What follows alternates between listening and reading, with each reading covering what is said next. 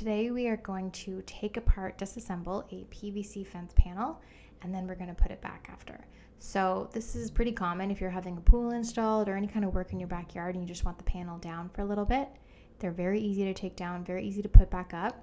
Now this is for a routed system fence. You should double check the PVC first and make sure that you also have a routed fence. Otherwise, if it's an H-post, for example, it's a very different process, but ours is routed. So you start at the top.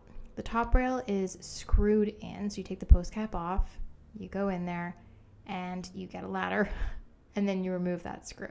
So you start at the top. Here they are, removing the screw, and then they're going to slide the top rail out, and then start taking down the boards. Now, something to keep in mind is that when you remove the fence boards, we're about to see it here, they're T&G, they're tongue and groove together, so they're pretty easy to take out. But something to keep in mind is that you should try to remember which way the boards were installed, meaning which direction they were installed, so that when you put them back in the same, the board is facing the same direction as it was before.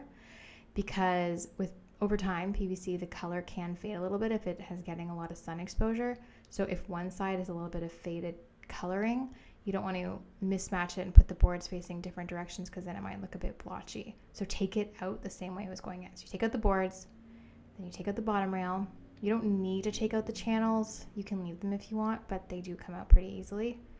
And then to put it back, it's the same idea. You start at the bottom, put the bottom rail in, then you slide the boards in. See how they're sliding the boards in the same way, in the same position as they had removed them, so that the boards that are facing them are getting the same sunlight as they were getting before, so that they're more uniform. But yeah, they just slide in, slide together. You don't need any glue, you don't need any screws or anything for this part. You just slide them in.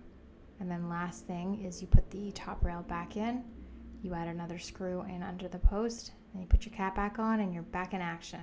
So it's very easy to remove, very easy to put back. Just make sure that you remember which way you took the boards out so that you put them back in the same fashion.